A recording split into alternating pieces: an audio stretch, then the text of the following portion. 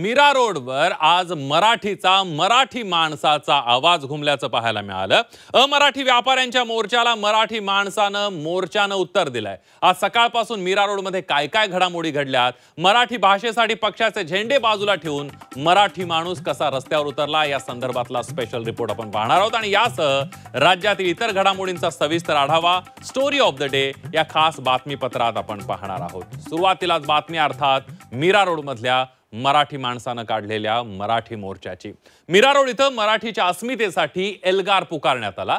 कोणताही झेंडा नाही, फक्त मराठीचा अजेंडा म्हणत हजारो मराठी लोक मोर्चासाठी एकवटलेत। यामध्ये मनसे नेते आणि ठाकरेंच्या शिवसेनेच्या नेत्यांनीही सहभाग घेतला। दरम्यान या मोर्चातून मराठीचा अपमान करणाऱ्यांना इशारा देण्यात आलाय। बघूयात सविस्तर।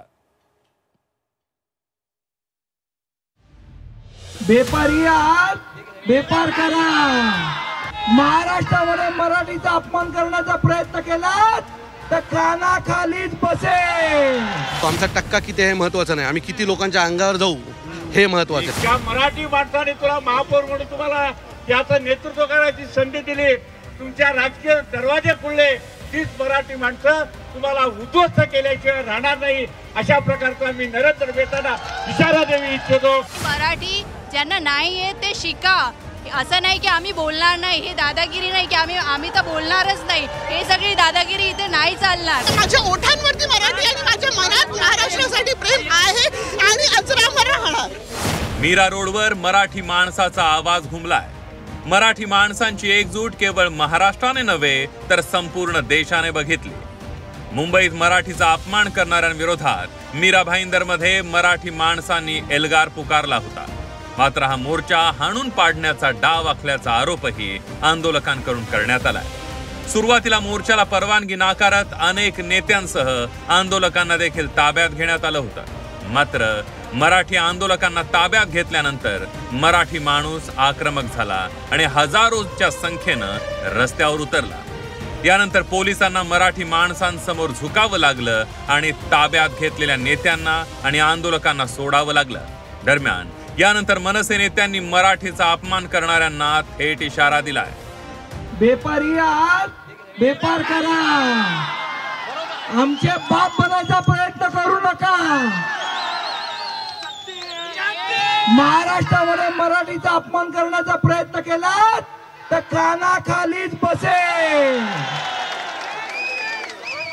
मला असं वाटतं जो संदेश आपल्याला द्यायचा होता, इथे येऊन दादागिरी नाही करायची 2000 महिल्यावर येऊन।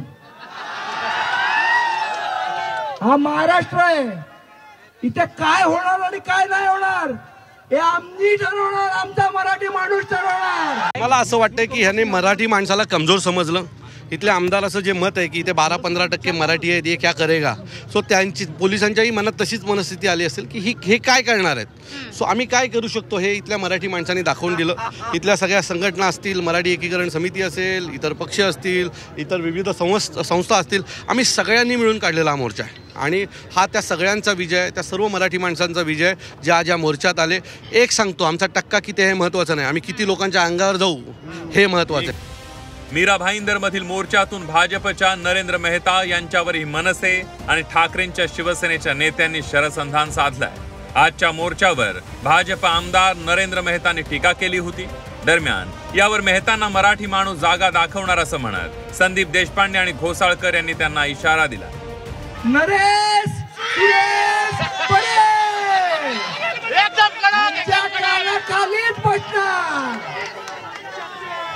नरेशनी नाही शिकवायचं आम्हाला, नरेश चट्टीत राहायचं।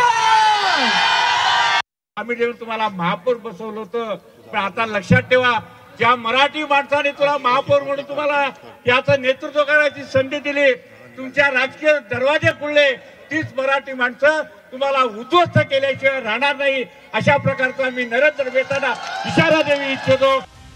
महाराष्ट्रातील मराठी मुस्लिम बांधव देखील या मोर्चात सहभागी झाले होते।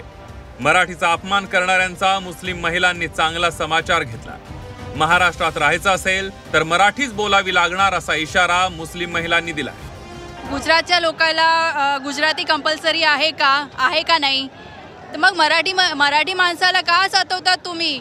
इकडे पण मराठी जिथे जे लँग्वेज चालते तिथे ते लँग्वेज चालू द्या, इकडे सक्ती करू नका. आणि मराठी ज्यांना नाही आहे ते शिका.